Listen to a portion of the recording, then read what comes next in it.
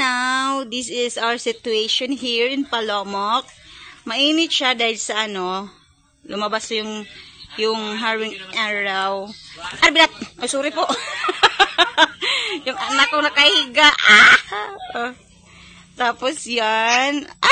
Oh, sus, tumatawa pang Winona. Ay, yung daddy namin. Parang Winona. Tada! Ina, say hello, Mimi. Hi! Oh, susoy ka, boy. Ayan, yung lamesa.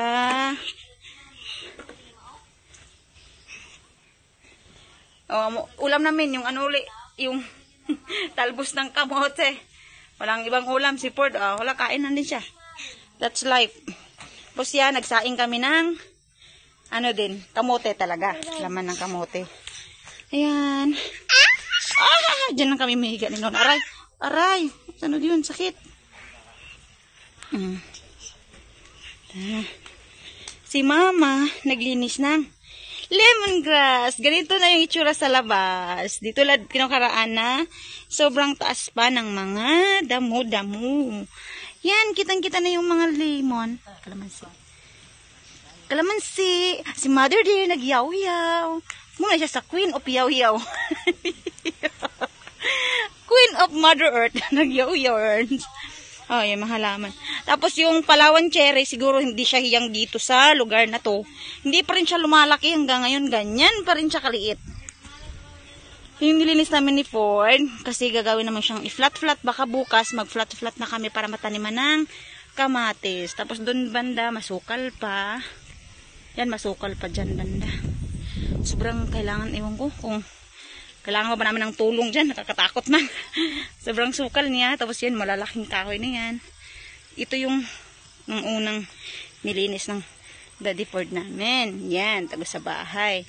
Ito na lang yung lilinisin namin bukas. Yan. Tapos, papunta to sa Fuji Apple. Nilinis ng daddy namin kahapon. Daanan papunta sa Fuji Apple. The Fuji Apple is very, very big na. Ay, not so big. Pero buhay na buhay siya. You know. Wow, that's a Fuji Apple. Ayan. Tapos si kapitbahay. Ito yung kalsada. Ayan. Yan yung kalsada. Kapitbahay. Ayun yung bahay. Stop ko ng video para masend. Yan, ganyan na yung itsura ngayon. Konti na lang. Ito, sobrang sukal. Boink.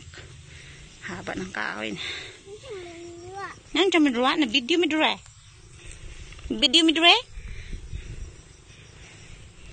Ano na. Say hi. Hoy. Hi. Hi.